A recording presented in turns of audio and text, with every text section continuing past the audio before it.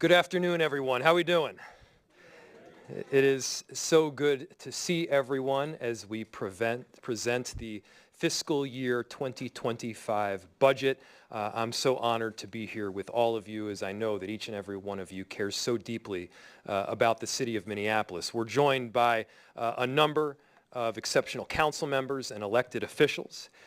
Council President Elliott Payne, Council Vice President Aisha Chugtai, Councilmember Robin Wansley, Councilmember Michael Rainville, Councilmember Latricia Vita, Councilmember Jeremiah Ellison, Councilmember Jamal Osman, Councilmember Katie Cashman, Councilmember Andrea Jenkins, Councilmember Jason Chavez, Councilmember Emily Koski, Councilmember Oreen Chowdhury, Councilmember Lene Palmisano.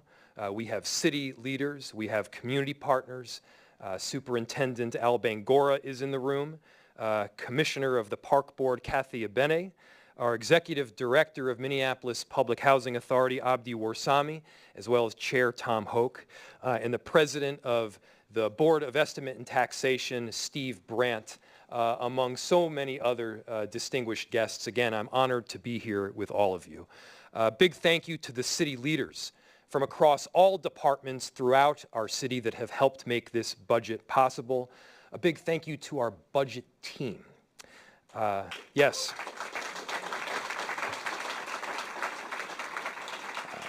And I will specifically call out Jane DeSenza, our budget lead. Yes. Andrea Inouye from my office, as well as Allie Peters, who helped craft this speech. And thank you to my council colleagues for your deep collaboration. It's been no secret that this budget looks different, but your input has been invaluable. And while this is my recommended budget, I hope that you see your good guidance and your advocacy reflected within. Thank you to the Board of Estimate and Taxation commissioners that I've mentioned. You do indeed have an important role to play, especially on a year like this one. Protecting the Minneapolis taxpayer through the city's maximum levy, I can assure you that tremendous amount of work has been done and undergone with that sentiment in mind. And this budget cycle also piloted a new approach to budget engagement. We gave several community groups a truly deep dive into the city's budgetary process. We explained the levy, we explained the budget, we explained ramifications and externalities associated with every add-on, every cut, every choice. And getting their input, considering those externalities, was deeply helpful. And upon learning the circumstances of this year's budget, they indeed provided phenomenal feedback. So a special thanks to the Minneapolis Youth Congress, the Minneapolis Advisory Committee on People with Disabilities, and several of our community's Hmong and American Indian community leaders, many of whom are with us today. We learned a lot from you, and we intend to expand on that community engagement work in years going forward. And so today, we find ourselves at the cross-section of well-earned success and uncomfortable transition. Nobody should downplay the renaissance Minneapolis is presently experiencing. Our downtown has ranked #1 in the country for best rebound activity. We've been named, that's right, we've been named the happiest city in America. We're the best spot for recent college grads. We're top 5 in the nation for accessibility. And again, we've been nationally recognized for our world-class parks and bike systems. That's right. But more important than those accolades is the work that our city does each and every day for the residents that we are charged, that we are responsible for serving.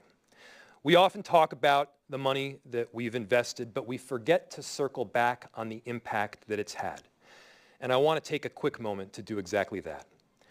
Over the last 6.5 years, our investments in policy have made us a national leader in affordable housing work and provided people with that most basic human need, a home. Our investments in climate work through the franchise fee, an estimated $10 million annually, tees up Minneapolis as a beacon of forward-thinking, earth-saving, climate-focused work. For generations, North Minneapolis has been cut off from the riverfront. No longer. Now as you walk down Dowling, you don't hit a dead-end, dusty, vacant parcel. Working together with our park board, with partners like United Properties, First Avenue, and so many other North Side residents are able to actually touch the water of the Mississippi River and take a stroll along its banks in a beautiful park. And we're not stopping there. North Minneapolis is getting another park, and we're talking Disney World level. An upgrade at North Commons that I have a feeling will not just be a community asset, but will be a destination for families all around our city. Plans for George Floyd Square are moving forward. Options have been laid out, partnerships have been forged, and a clear vision for healing and hope is taking shape. And as you know, we're all rallying around a Southside Community Safety Center, which will be a reality in early to mid next year. That's right. These investments are in line with the values that I've had since day one. And a difficult budgetary cycle doesn't mute the core values guiding our shared work. At the same time, the reality of budgeting is that one budget cycle could look substantially different from the next. And this year, we're facing a few realities. Inflation and significantly higher but necessary labor costs have increased the cost of delivering excellent city services. The spend down of ARPA funds and a reduced valuation of office buildings have shifted the impact of those costs to homeowners and renters through increased property taxes. In past years, when departments had brilliant ideas or need additional capacity, we could say yes a whole lot more. This year, not as much. Based on revenue projections for the year, we learned early that just maintaining services would result in a $21 million deficit, or roughly an 11% levy increase. And with the new and oftentimes required investments, we would be looking at a 13% levy increase. That would have been acceptable to nobody. That's why my administration worked to find ways to do more with less. And I'm really proud to say that we did. Our public works team is minimizing costs by replacing non-networked EV chargers with network chargers, so our fleet can charge during off-peak hours when the cost of energy is less expensive. We're sunsetting the commercial acquisition revolving fund in CPED, saving $500,000 on an annual basis.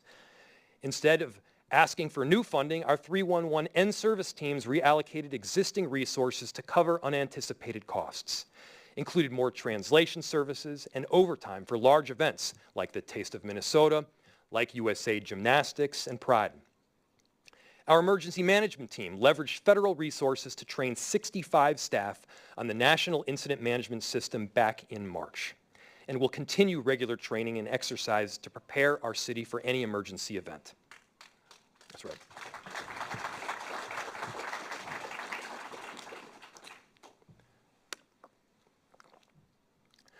We've increased our use of cash and reallocated federal grant funding, still maintaining necessary reserves and contingencies, but maximizing the use of funds we already have on hand. This includes an increased transfer from the Downtown Assets Fund to more fully cover the critical economic development work that is already underway. So, thanks to our city team's creative leadership and thoughtfulness, we've managed to do what felt like a pipe dream a few months ago: keep the levy increase under 10%. And then, through efficiencies and many hard choices, we've managed to drive down the levy to 8.1% increase. Now, I'm not expecting us to celebrate this lift because our residents have a new lift of their own in property taxes. But this budget provides a way through. We're doubling down on programs that work, we're ensuring our resources are used effectively, and we're making sure our communities feel the benefit. The tough decisions we made to get down to that 8% levy will continue throughout next year. We will analyze staffing levels and provide efficacies to best provide excellent services to our residents without overburdening their bottom line. And at the same time, we expect our residents to hold us all accountable, to make sure we're using tax dollars wisely and implementing cost-saving measures wherever they exist. And my administration will do its part. Our performance management and innovation department is launching Outcomes Minneapolis, which supports departments in achieving their missions, aligning priorities, making data-driven decisions, and driving progress towards city goals. Through this program, we're developing deeper metrics to analyze program efficacy. Where results are clear, we double down. And where they're lacking, we admit it and we change course. It's also important to note what goes into our levy. Included in an overall city spend are levies for the Minneapolis Park and Recreation Board and the Housing Redevelopment Authority, MPHA. That goes towards public housing. Last year, we reactivated that public housing HRA levy, providing $5 million on an annual basis to the MPHA to assist in the preservation and expansion of public and deeply affordable housing in Minneapolis.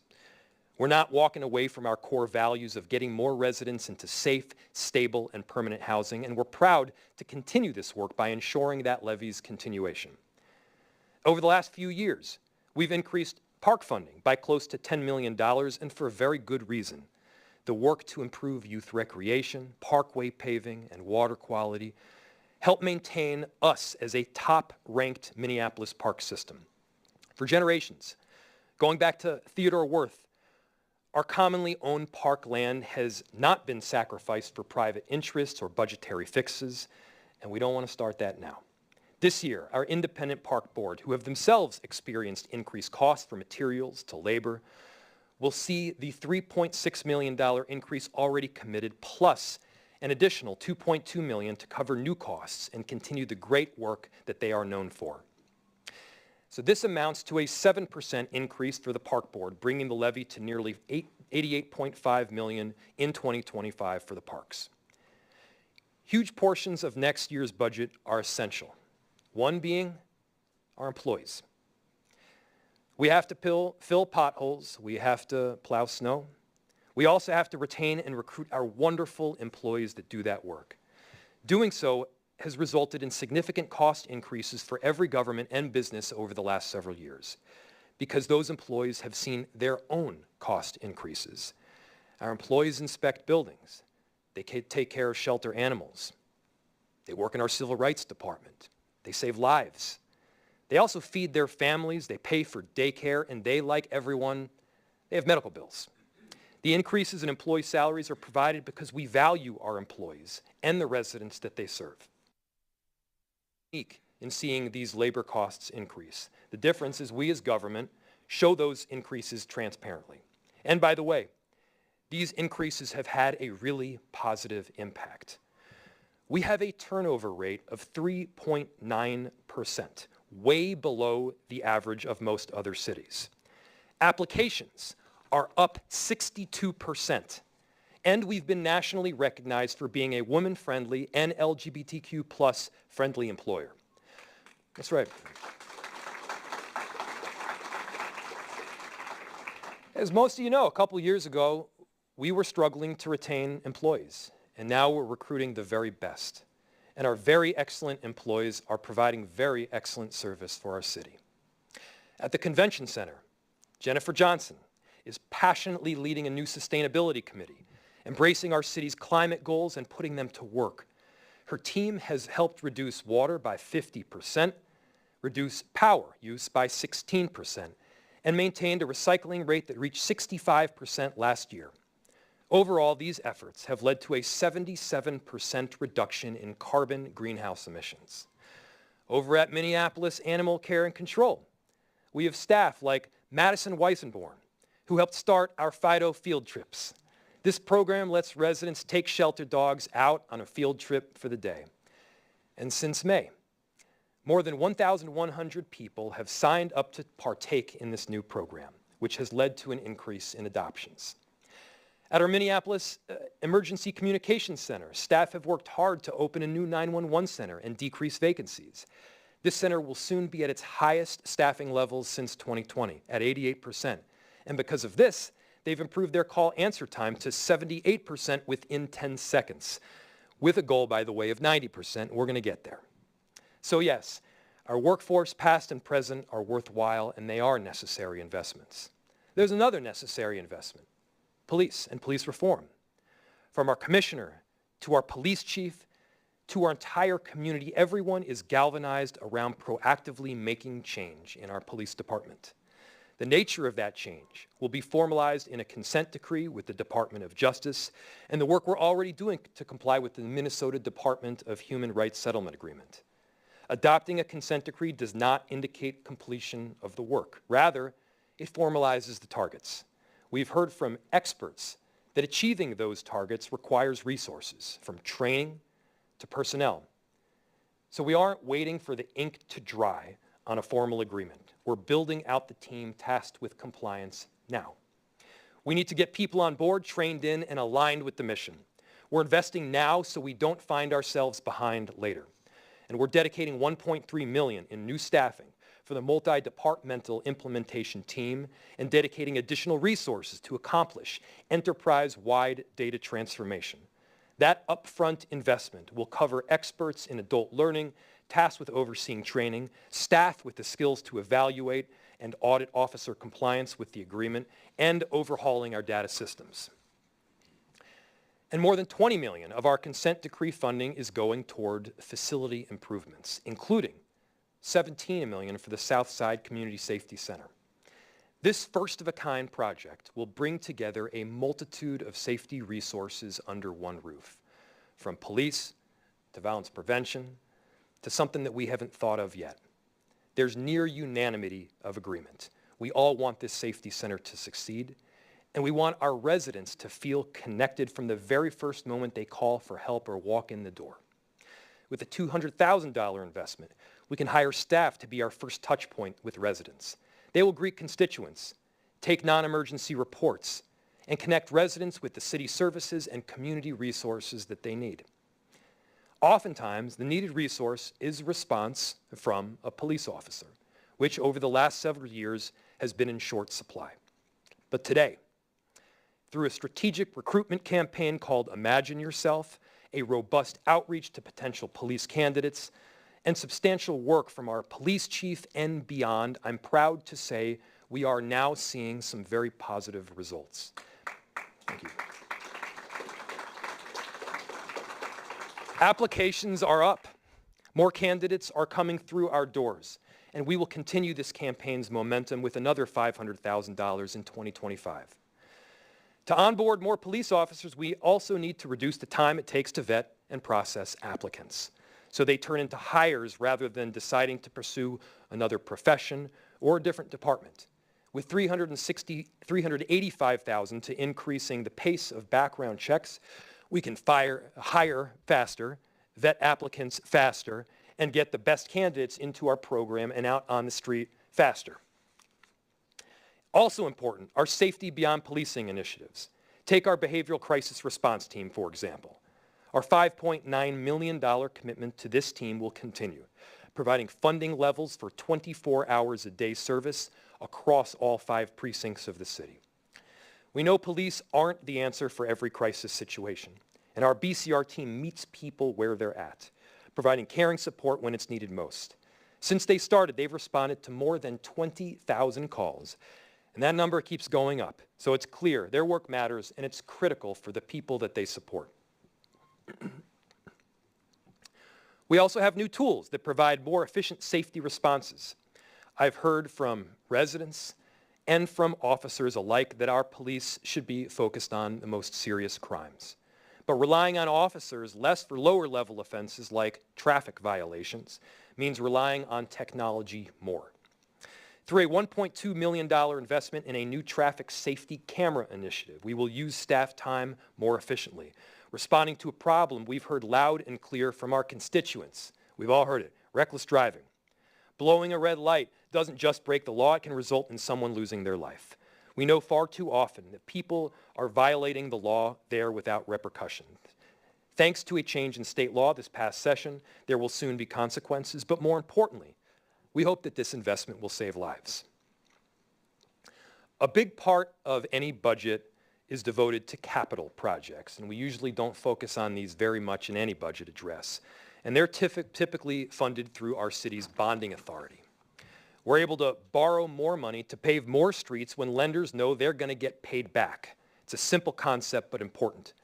If banks have less confidence in our ability to repay, we get less money. Therefore, we can pave fewer streets. So when, in November of 2017, Minneapolis' credit rating was downgraded to AA+, it reduced the number of city projects we were able to fund because the cost of borrowing went up.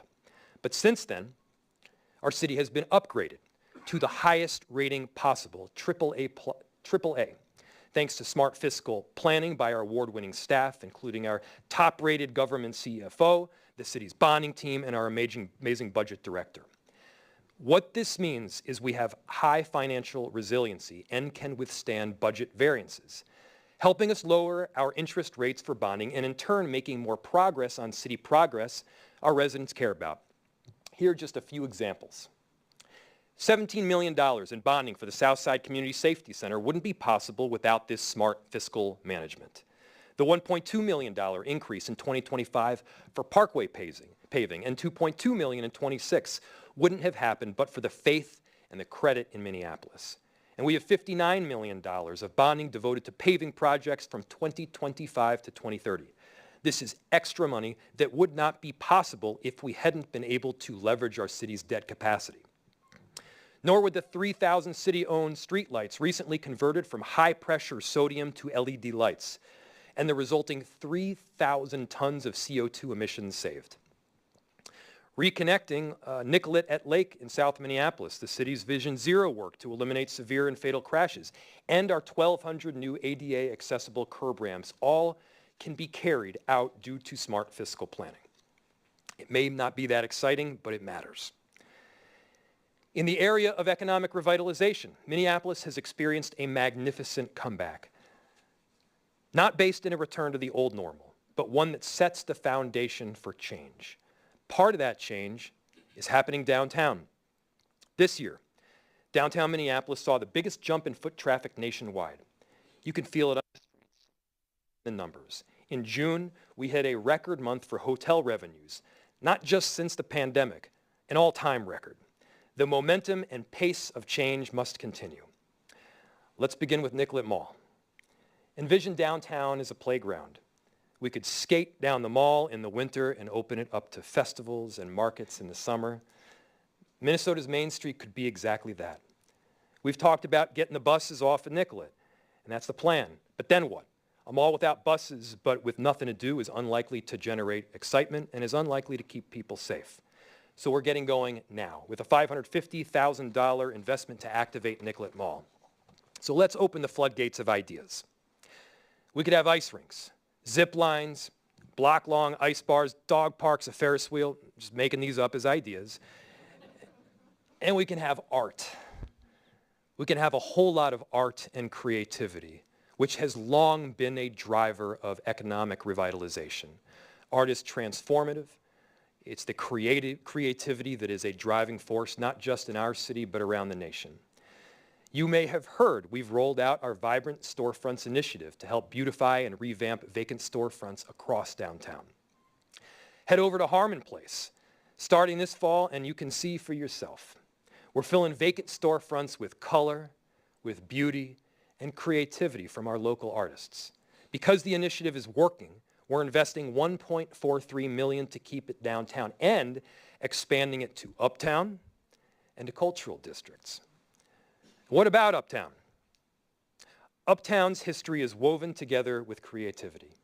In the past, art was an instigator of increased values, and now through expansion of our Vibrant Storefronts initiative, art won't just be an instigator, it can be a mainstay.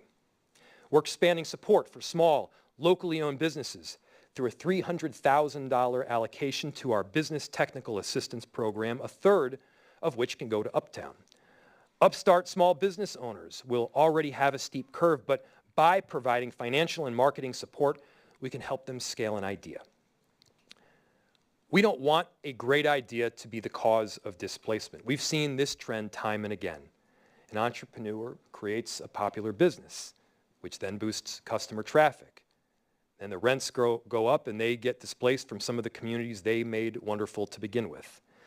So the premise behind our Ownership and Opportunity Fund is that business owners, They should reap the benefit from the increase in value and are better able in the process to build generational wealth for their families. 24 business owners have already realized this dream through the fund, and we're proud to keep that pipeline flowing with an additional $2 million in 2026. At George Floyd Square, people need to know that progress is happening. They want to know how the street, the layout, a memorial, the People's Way will honor our history and improve their neighborhood. Action is finally afoot, and we're investing in a plan to get us there. With $300,000 in this budget for art preservation at George Floyd Square in 2026, 3 options for street layouts provided to residents, and a final decision expected within months, the people of our city will see progress. The historic art that our community has created will be maintained, and a grand vision for honoring the history and pointing towards the future will be made. While budgets and finances change, our city's core values don't. From the very beginning of my first administration, my first budget as mayor, we've made record-setting investments in affordable housing and achieved record results. I'm sure you've heard me talk about this ad nauseum. We are presently producing 6.5 times the amount of deeply affordable, low-income housing than before this administration took office. This budget ensures that that trajectory continues. With a $17.9 million investment in the Affordable Housing Trust Fund, we're producing a record number of homes for people that need those homes. One form of affordable housing that has often been overlooked, our public housing stock. Last year, we changed that by reestablishing the Minneapolis Public Housing Authority levy, also known as the HRA levy, and increasing the allocation 5-fold.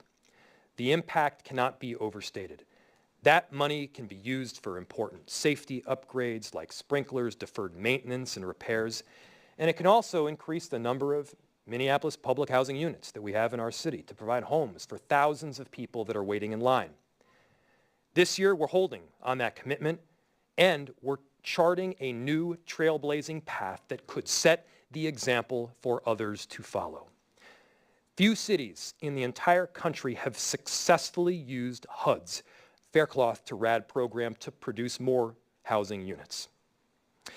We're going to be one of the very first to get this right, and we're going to be the first to do this in excellent fashion. At the Spring Street high-rise in Northeast, we'll have a test. If this is successful, our $1.3 million allocation will leverage tens of millions more, and it will solidify an innovative blueprint to provide exponentially more public housing. In Minneapolis, we can lead, and in the area of public housing, we're doing just that. And for the record, our strong support for home ownership will continue with an additional $1.5 million, helping us continue our march towards building generational wealth for our Black community that has traditionally been deprived of it. Also, for the record, we're going to continue our ongoing commitment to the groundbreaking program, Stable Homes, Stable Schools. With a $2.2 million ongoing investment, we can add to the over 4,800 kids we've successfully housed, preventing homelessness and providing important support for the Minneapolis public schools that they attend. I love seeing that number go up. I was excited about 2,000, I was excited about 3,000 and 4,800. This is leaving a mark that we can all be proud of. That's right.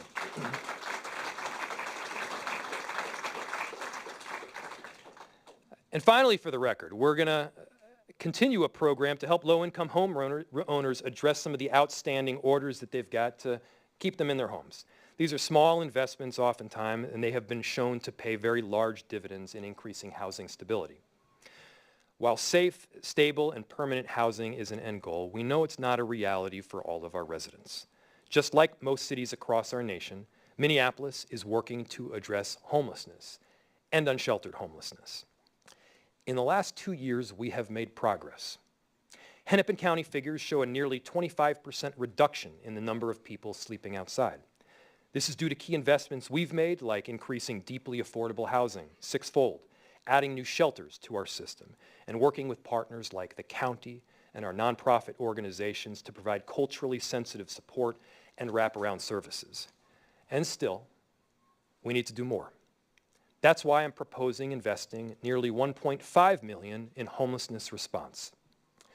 I've heard from council members. They want more outreach and support for residents. It's in this budget. I've heard from unhoused neighbors that more storage space would help. It's in this budget. And I've heard from our residents and council members that they have health and safety concerns regarding encampments. There will be times when we need to close encampments. With this budget, we have the tools to do so humanely. And when we successfully when we can successfully connect a person to shelter or housing, we will. Anyone who works at the city of Minneapolis is here to make a lasting impact, a legacy. There is perhaps no greater legacy than protecting our planet. This budget presented a challenge between honoring commitments made and recognizing the impacts that those commitments can have on taxpayers. The tension was felt acutely in our decision to continue the franchise fee allocation, estimated at $10 million committed to our Climate Legacy Initiative. But for all of us, I think it was a commitment worth honoring. Through our Climate Legacy Initiative, we are continuing our march toward home weatherization in our city's green zones, neighborhoods in both south and north that have been impacted by high rates of pollution, which will reduce our per capita carbon footprint and help bring down energy bills for people that don't have a lot of expendable income. We're also planting more trees, expanding green jobs and training, investing in EV charging infrastructure, and we're poised to be the first city in the nation to start producing biochar, a tool that helps remove carbon from the atmosphere. Oftentimes we talk about the work we do to fight climate change as reducing. This is one area where we can go on offense. On the other side of climate, there's no time to waste. Speaking of waste, we're trying to get down to zero of it by 2030 through our net zero waste plan. With a $300,000 investment, we're launching our initiative to minimize the amount of waste generated and maximize the recovery of resources through recycling, composting, and other waste diversion methods. Our goal is to, of course, achieve functional zero, even as waste generation is projected to rise. So, this budgetary transition we're experiencing does not negate the well-earned success our city is presently seeing. On many fronts, the times they are changing. We have to change with them. The way people use downtown is changing, and so we must adapt to a new future. The way property taxes are collected is changing, and we must find new revenue streams that don't disproportionately impact low-income residents, our neighbors. Costs in many areas have risen, and it's on us to change our practices, to find efficiencies, and yes, make data-driven and necessary decisions on when and what to cut. While change can be uncomfortable, we will find a way through. We always have. And during the transition, we will not compromise our core values. Our planet demands work to reduce carbon output. And in Minneapolis, we can take steps to deliver. People need the stability of a home. In Minneapolis, we continue to lead the nation in providing affordable housing. Our streets need to be safe, a top priority for any municipality. In Minneapolis, we can do both innovative and honest work to make that happen. A changing city rises, and our great city is rising. And we will rise higher because we are committed to finding a way through together. Thank you all, and thank you for loving Minneapolis.